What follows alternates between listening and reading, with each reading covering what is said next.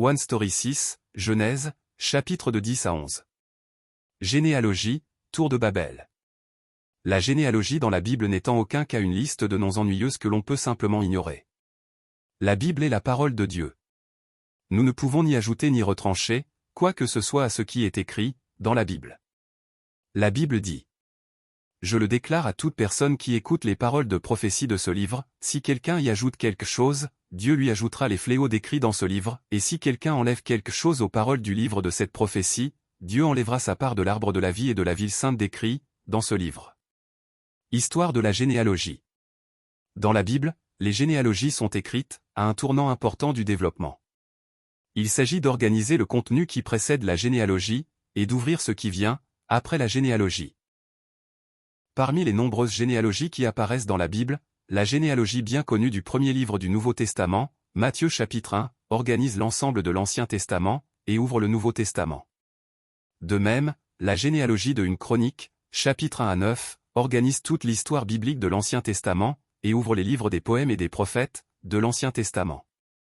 Et ici, la généalogie de la Genèse 10 et 11 apparaît au milieu du péché mondial, qui a conduit au balayage de toutes les créatures, à l'exception de la famille de Noé, par le jugement de l'eau et à l'appel d'Abraham, qui est appelé l'ancêtre de la foi. La généalogie a été placée ici, pour créer un lien entre les deux. En outre, de nombreuses généalogies dans la Bible servent de pont entre cet endroit et Jésus-Christ, et indiquent les articulations de la Bible. Nous devons nous en souvenir. La Bible n'est pas seulement un livre d'histoire d'Israël, et de généalogie pour le peuple d'Israël. Nous ne devrions pas être liés à la liste généalogique des noms, mais à travers cette généalogie, nous devons trouver ce que Dieu veut nous dire. Nous pouvons connaître l'intérêt de Dieu, à travers les noms enregistrés, dans la généalogie.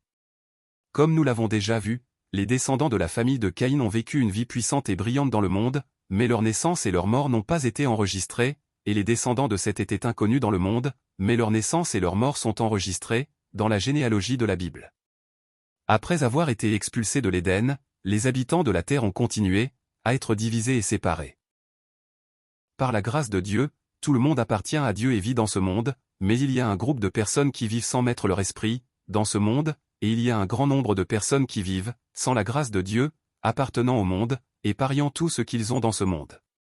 Dieu a jugé tous les descendants de Caïn, et les descendants de Seth, qui n'ont pas reconnu Dieu comme Dieu, et ont vécu selon leurs biens et leur volonté, et il a choisi Noé parmi les descendants de Seth, et Sem parmi Noé et ses fils et des fils de Sem.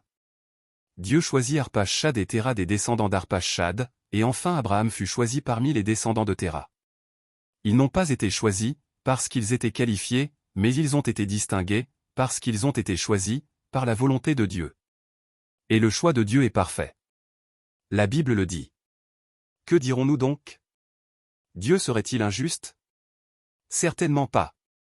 En effet, il dit à Moïse: Je ferai grâce à qui je veux faire grâce, et j'aurai compassion de qui je veux avoir compassion. Ainsi donc, cela ne dépend ni de la volonté, ni des efforts de l'homme, mais de Dieu qui fait grâce. Les descendants de Cham. Cham et ses descendants, maudits par Noé, menèrent une vie brillante, dans le monde, comme à l'époque des Néphilim. Plus tard, sous le règne d'Asa en Juda, il y eut des nations à commencer par Cush, qui vint avec 1 million de soldats, et 300 chars, et attaqua Juda, apparaissant comme un symbole de puissance, Mithraïm. C'est-à-dire l'Égypte, qui refusa l'exode des Israélites et dut passer par les 10 plaies, les Cananéens qui semblaient avoir été détruits, par les Israélites, dans le pays de Canaan, mais qui sont restés pour harceler constamment les Israélites, et aussi les Philistins, une tribu forte qui habitait sur le rivage, et qui était le plus grand ennemi d'Israël, dans le pays de Canaan. Il y avait aussi Babylone et la Syrie, deux puissances créées par Nemrod, qui a montré sa puissance, en tant que héros, dans le monde comme Néphilim. La Syrie, qui a été utilisée, comme outil de la colère de Dieu, à cause des crimes du nord d'Israël, et Babylone, qui a également été utilisée, comme outil de la colère de Dieu, à cause des crimes du sud de Juda, étaient toutes deux des nations issues de la descendance de Cham. Centrées sur Babylone et la Syrie, ces nations et ces tribus seront utilisées, comme outils, pour retourner les gens qui ne vivent pas, comme le peuple de Dieu, et qui courent après les choses du monde, et pour les faire revenir à Dieu. Mais Dieu a proclamé le jugement contre Babylone, la Syrie, l'Égypte, Cush, Philistins, et Babylone, la représentante de toutes ces nations, sera jugée pour toujours. Dieu jugera le peuple orgueilleux qui a fait de sa force son Dieu, et Dieu nourrira et rendra heureux son peuple. Et de la terre symbolisant les péchés, les pouvoirs et les idoles du monde, Babylone, Dur des Chaldéens de Mésopotamie, une terre fertile et riche. Dieu appellera et fera naître Abraham, comme peuple de Dieu et enfant de Dieu.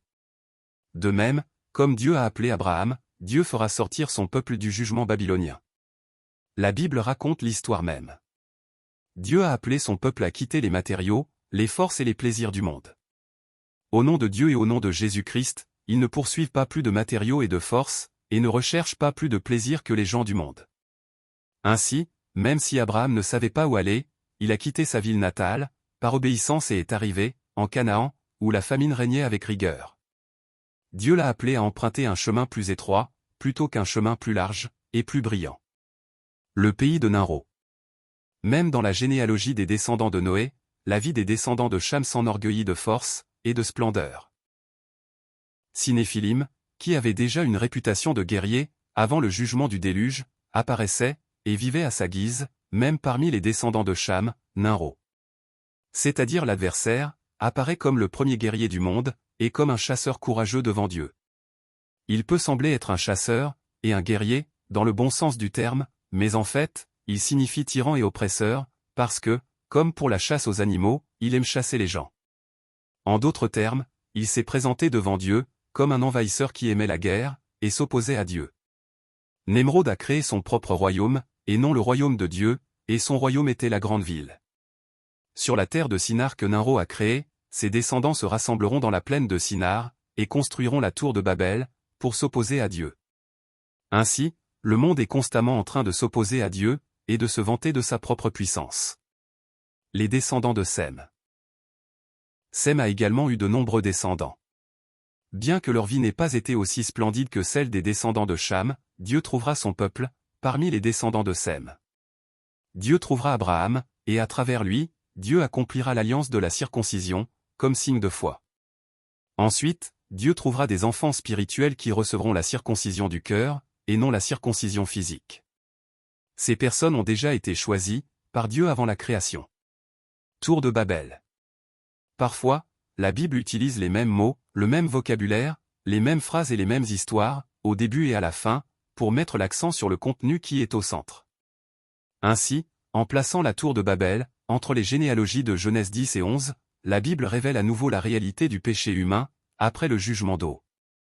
L'homme a été créé pour Dieu, pour louer Dieu, et pour la gloire de Dieu. Mais ceux qui se sont rassemblés dans les plaines de Sinar ont proclamé. Venez, bâtissons-nous une ville, avec une tour qui atteigne les cieux, afin de nous faire un nom, sinon nous serons dispersés, sur la face de toute la terre. Faisons en sorte que le sommet atteigne les cieux.